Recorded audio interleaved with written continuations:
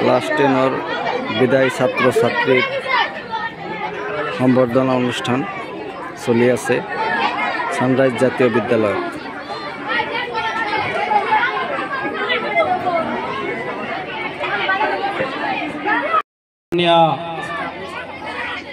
সভাপতি তথা এই বিদ্যালয়ের অধ্যক্ষা মহোদয়,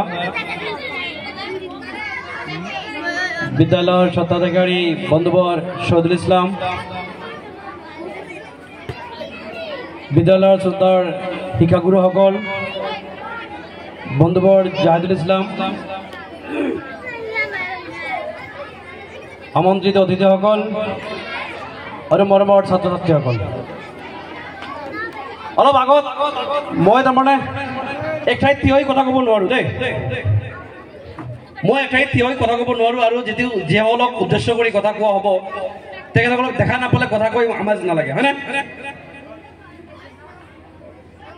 আজি বিশেষকৈ আমাৰ যিখিনি তলৰ ছাত্ৰ ছাত্ৰী আছে লোৱাৰ ক্লাছৰ,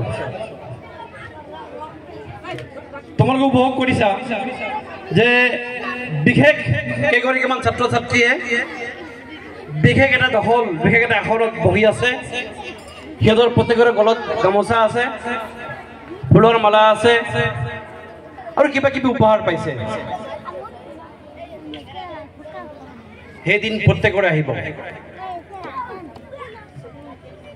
আৰু এই দিনটোলৈ সকলোৱে আশাবাদী থাকে যে মই কোনোবা দিন এই বিদ্যালয়ৰ পৰা চূড়ান্ত পৰীক্ষা দি মই সাফল্যমণ্ডিত হৈ বেলেগ এখন বিদ্যালয়ত গুচি যাম।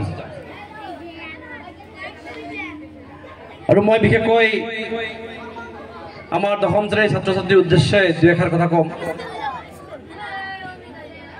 যে তোমালোকে ইয়াত বহি আছা, তোমালোকে ইয়াত কিন্তু তোমালোকে নহয়, এইখিনি ঠাইত তোমালোকৰ দেউতাৰ মা দেউতাৰ সপোন বহি আছে, সপোন। তোমালোকক প্ৰত্যেককে মা দেউতা কিবা না কিবা হ'ব বিচাৰিছে। আজি তোমালোকৰ মা দেউতাই কোনোবা হয়তো চাকৰি কৰে, কোনোবা খেতি পথাৰত কাম কৰে, কিন্তু খেতি পথাৰত কাম কৰিলেও তেখেতসকলৰ জীৱনত যি সপোন আছিল,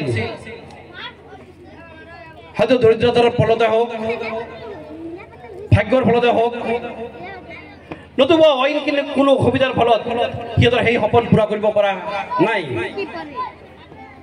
তেখেতসকলে তোমালোকৰ জৰিয়তে সেই সপোন পূৰা কৰিবলৈ চেষ্টা কৰিছে। আজি তোমালোকৰ এই সপোন যদি বাস্তৱত কৰিব পাৰা তেনেহ'লে তোমালোকৰ মা দেউতাই যি কষ্ট কৰি লেখা পঢ়া কৰাইছিল সেই সকলোখিনি কষ্ট পাহৰি যাব।